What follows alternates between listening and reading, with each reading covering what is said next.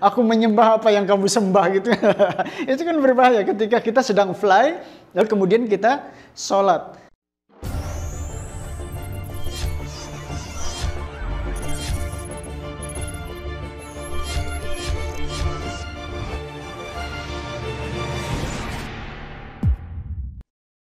Oke, kemudian, nah, kan ini, kita tidak akan terjebak pada pengamalan agama yang bersifat formalistik, ya, yang hanya mengamalkan agama dengan susah payah, tetapi tidak memiliki makna apa-apa. Tidak ada artinya yang kita lakukan itu. Ya, mereka tidak dapat merasakan nilai-nilai spiritual yang terkandung di dalamnya. Ya. Tidak berarti bahwa tadi saya ingin mengatakan nanti ruku dan sujudnya nggak penting gitu. Yang penting kita benar gitu. Nggak usah sholat, nggak usah puasa, nggak usah zakat. Yang penting kita benar. Nggak bisa juga. Ada hal-hal yang sifatnya formal yang harus dilakukan. Lalu kemudian kita tidak terjebak pada persoalan yang formalistik. Gitu. Ya. Jadi jangan mengambil silogisme yang salah nanti kesimpulannya. Pendekatan historis, sejarah. Ini penting. Pendekatan sejarah ini supaya kita tidak salah dalam memahami satu dalil, ya, satu ajaran-ajaran yang diturunkan. Itu kenapa pentingnya kita memahami asbabun nuzul, asbabul wurud. Itu penting supaya kita jangan salah memahami ajaran agama itu. Ya.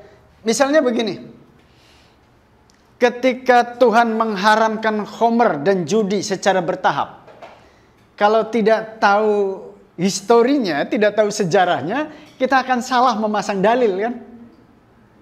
Bagaimana hukum khamr dan judi? Lalu kemudian kita menjawab, oh boleh, sepanjang ada manfaatnya, silahkan boleh. Nah, itu kan salah. Lalu kemudian dia mengajukan dalil. Wa yas'alunaka 'anil khamri wal maisir. Qul fihima ithmun wa manafi'u lin-nasi wa ithmuhuma akbarun min naf'ihima. Gitu misalnya. Dengan dalil itu. Nah, itu kan salah. Karena dalil finalnya tentang khamr dan judi itu adalah haram. Tapi karena ini sudah menginternal, mendarah daging pada kebiasaan orang-orang Arab, maka Islam datang tidak secara frontal, tetapi secara gradual, bertahap. Ya, ketika ditanya, bagaimana hukum judi dengan khamr? Lalu dijawab oleh Islam, pada keduanya itu memang ada manfaatnya. Ada. Ketika kita minum khamr, fly, terbang gitu kan, hilang persoalan. Tapi kemudian begitu sadar, ternyata Masya Allah, belum bayar. Jadi banyak, apalagi kemudian ketika sedang mabuk kita tanpa terasa merusak orang lain. Jadi mudaratnya ternyata lebih banyak ketimbang manfaatnya. Lalu kemudian yang kedua kan turun. Apa yang kedua ayatnya? Wala takrobus sholah wa antum sukar. Jangan melaksanakan sholat ketika Anda mabuk. Nanti salah yang dibaca gitu. Ya. La a'budu, nanti lanya hilang. A'budu ma ta'budun. Wah, itu kan bahaya. Aku menyembah apa yang kamu sembah gitu. Itu kan berbahaya ketika kita sedang fly, lalu kemudian kita sholat. Oleh Tuhan, oleh agama Islam secara bertahap lah. Coba pelan-pelan. Anda boleh mabuk tapi di luar sholat gitu kan, pelan-pelan.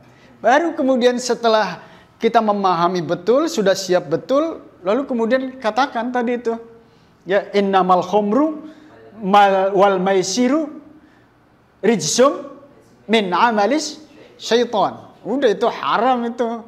Jadi pendekatan historis ini juga penting, ya ketika kita melihat asbabun nuzul itu gitu. Itu makanya kemudian ada dua aliran yang berbeda, misalnya ada yang tekstualis dan ada yang kontekstualis, memahami ayat itu. Ya, saya suka dengan tafsirnya Gus Dur gitu, ketika orang di Indonesia bicara persoalan keluarga berencana, Lalu orang rame-rame, boleh keluarga berencana itu, gitu kan. Yang penting kita merencanakan, tanzimun nasl, gitu kan. Bukan tahdidun nasl, gitu. Ya, tapi ada yang mengatakan nggak bisa, nggak boleh, haram itu, KB, gitu kan. Ya, lalu kemudian mengajukan berbagai dalil, gitu misalnya. Tazawwajul walud, misalnya al-wadud, fa inni mukatsirum bikumul umam yaumal qiyamah. Kawini wanita peranak, subur. Ya, karena nanti dengan banyaknya umat, Kanjeng Nabi akan membanggakan di hadapan nabi-nabi lain tuh umat saya banyak gitu. Ya, jadi kawini yang dereman, tahu dereman? Sekali cos jadi, jadi nggak sempet pakai kain, tapi nginggo daster begitu sambung menyambung, itulah Indonesia gitu. Hamil terus gitu, nggak ada kesempatan nggak hamil. Lalu Gus Dur mengatakan, oh nggak bisa begitu.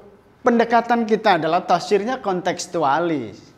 Sepanjang di Indonesia ini jumlah penduduk yang banyak masih menjadi beban negara, kenapa tidak kita melakukan pendekatan kualitas dulu ketimbang kuantitas? Ya kan? Di kita ini penduduk banyak ini masih menjadi beban loh. Kebijakan Raskin itu kan karena banyak menjadi beban kita. Gas dulu itu kan. Kemudian sekarang antri BLT. Masih banyak yang antri. Yang kayaknya juga pengen antri pada akhirnya. Ya, itu kan masih menjadi beban negara. Ya, itu pendekatan kontekstualis yang disampaikan oleh Gus Dur. Ya, menarik saya kira. Oke. Kemudian ini pendekatan budaya. Oke. Pendekatan ini dapat digunakan dalam memahami agama yang terdapat pada tataran empiriknya atau agama yang tampil dalam bentuk formal yang menggejala di masyarakat. Tadi yang di awal saya sampaikan, dari sisi budaya ini pasti berbeda kan? Ketika agama bersentuhan dengan budaya satu daerah tertentu, maka tampilan dari orang yang beragama itu bisa berbeda. Orang jilbabnya orang Arab dengan jilbabnya orang kita kan bisa jadi berbeda kan? Yang penting itu core-nya menutup aurat.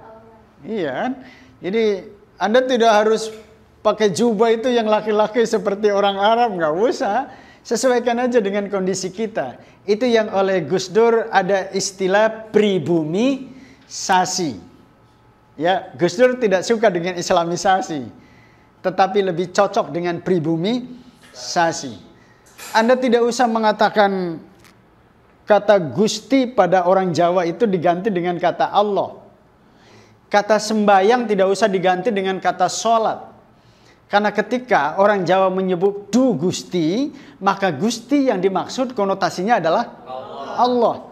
Ketika Anda mengatakan saya mau sembayang, bukan Sang Hyang Widi yang Anda sembah kan? Tapi tetap nanti Anda akan mengatakan saya sembayang beduk, sembayang asar, sembayang beduk, sembayang duhur, sembayang asar, gitu, sembayang maghrib. Itu kan Allah yang kita sembah gitu. Ya, iya tidak harus. Ya. Anda membangun masjid itu tidak harus sama seperti masjidnya di Madinah, di Arab, nggak harus. Anda lihat di Demak masjidnya. Demak seperti yang stupa itu ya, apa namanya?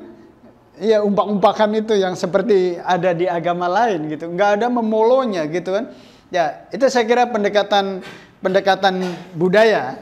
Ya, sehingga kitab fikih itu sangat kondisional, tergantung pada imam yang ada di daerah tertentu gitu. Nah ini yang terakhir saya kira ya, pendekatan psikologis. Kalau bicara psikologis, pasti salah satunya kita bicara tentang Profesor Dr. Zakia Darajat. Ya, ini dosen saya ketika S1 dulu. Ya, kalem orangnya. Prof. Zakia mengatakan tidak mempersoalkan benar tidaknya satu agama yang dianut oleh seseorang, melainkan yang dipentingkan adalah bagaimana keyakinan agama tersebut terlihat pengaruhnya dalam perilaku penganutnya. Ya, jadi behaviorism gitu. Gak penting lah. Tetapi yang penting itu adalah apakah agama tadi itu berpengaruh pada perilaku keseharian orang yang beragama tadi. Jangan sampai kita fasih menyampaikan dalil-dalil Al-Quran dan hadis, tapi fasih pula menipu orang lain. Iya, kita tidak putus puasanya, tapi tidak putus pula kemudian menyakiti hati orang lain. Dan ini dari sisi psikologis nggak ngena gitu.